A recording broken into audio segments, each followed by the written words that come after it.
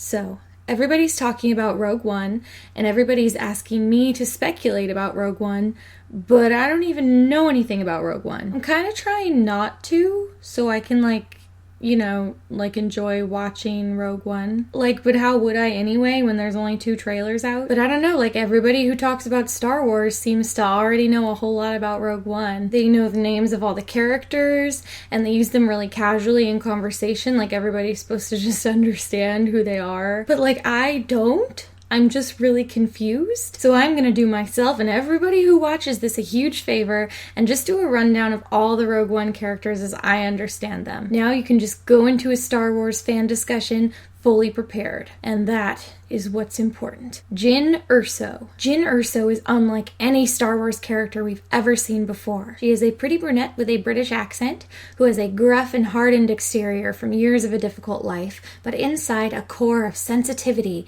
and determination. I already love Jyn Erso because she's a Star Wars character and she's a girl. She also appears to have a personality, which is pretty exciting. Just let me have this. Jyn Erso probably won't die, but she'll get really, really beat up. And it'll be awesome. There's this shot in the trailer where she's carrying a gun and chasing a ship, and she's just staggering along. It's the coolest thing ever. Diego Luna. Diego Luna is a very sexy man who is probably fun and makes quips and stuff, but is basically there so Jyn Erso has somebody to talk to. It's like in The Little Mermaid how Ariel has Flounder. In movies we can't hear characters' internal monologues, so we have to give them a fun sidekick to say things to, so that the audience can hear those things. Gee, Flounder, the human world isn't so bad. I have to save my father from the Galactic Empire, Flounder. Sit across from me on that shipping crate in this loading bay, Flounder, and I'm going to tell you my backstory while we have a quiet moment. Now, Flounder is generally considered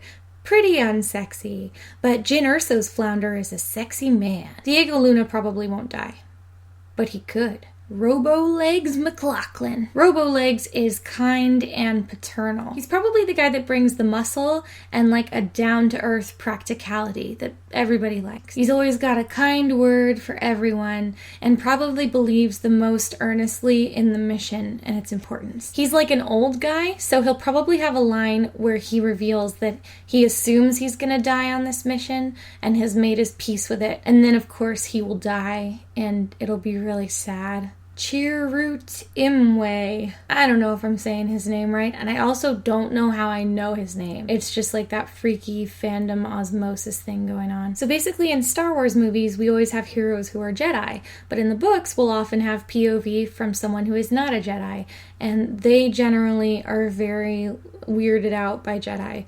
Creepy, magical, religious fanatics. They're really nice and stuff, and you respect them, but you don't want to be around them. How is this guy a Jedi? The Jedi are all dead. I don't know. I've only seen 2 trailers. But he mentioned the Force, so I figure he's probably basically a Jedi, an honorary Jedi. He doesn't use the Force, but he believes in their practices and their way of looking at life, and he meditates the way they do and emulates their fighting styles. And then instead of a lightsaber, he just uses a stick. So Chirrut Inway is there to be the really cool fighter on the team. He'll also probably offer some comedic moments as we see other characters be weirded out by his strange mysticism. And then of course he'll die in a really poignant scene. And then they'll probably have Jyn Erso or Diego Luna repeat one of his mystic one-liners that they had rolled their eyes at before, but now seriously as a final show of respect and to make everyone really sad. Zayn from One Direction? Zayn is going to die, and it's going to be really sad. Or he won't have a lot of dialogue, so it'll just be kind of sad. K2SO. K2SO is going to be the best character,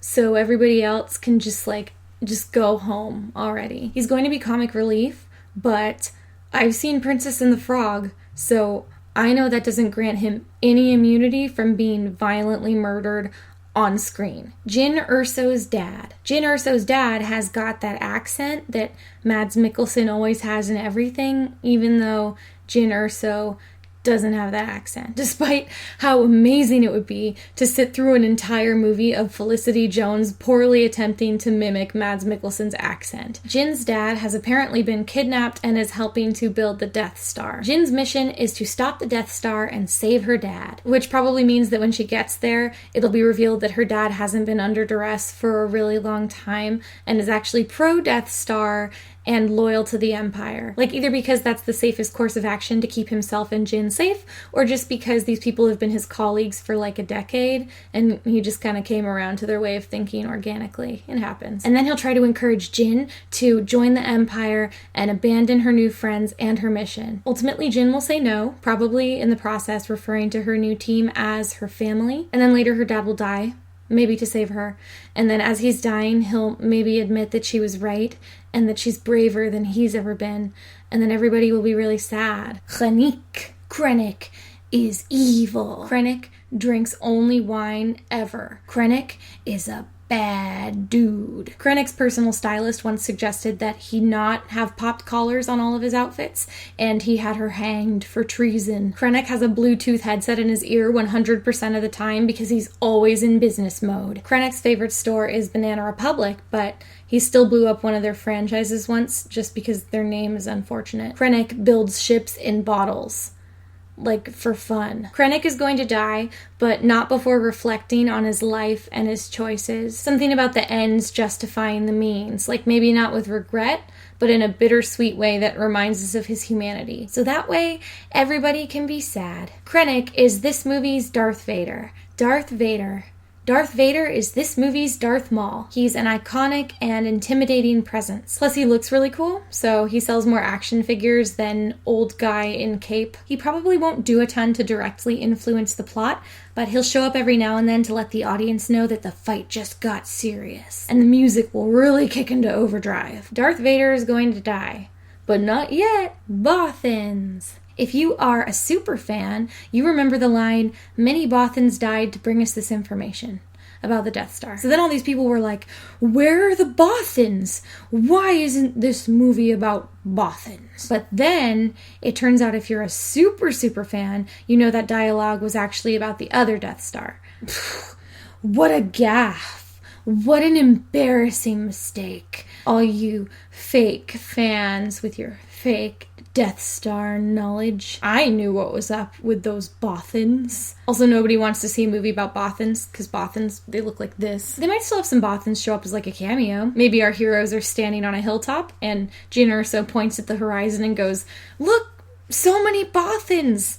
And then they immediately explode. And everybody's really sad. Mon Mothma. Mon Mothma is a bad lady. Bad in the sense that she's really cool. Mon Mothma is a fashion icon. She is going to die in the first 30 minutes to show us that we are on a different timeline, and anybody could die. No one is safe. All bets are off. Welcome to Crazy Town. Population everybody. And finally, the best for last, C2B5. C2B5 is a bad dude. He's like R2-D2, but he's not white and blue. He's black, because he's evil. This ain't your mama's R2-D2. C2B5 is a skilled bounty hunter working for the Galactic Empire. There are few that dare speak its name. C2B5 will be the most influential antagonist in the film. At least 3 of our team of heroes will die, and C2B5 will kill at least 2 of them. He will just murder them in cold blood. Probably by stabbing them with a knife. C2B5 don't play by the rules. An irredeemable, unstoppable killing force, the potent evil that is C2B5 will bring the galaxy to its knees. C2B5 will die in the after-credits stinger, in which he self-destructs, killing all major characters who haven't already died. So, there is your very own primer for Rogue One. You are now ready to talk about Star Wars with people in real life and sound super smart. You're welcome. I did so much research for this video, and I will put all of my sources down in the description. Until next time, bye! I already love Jyn Erso. She's on my vest. This might be a child's vest, I literally couldn't tell. But it's mine now.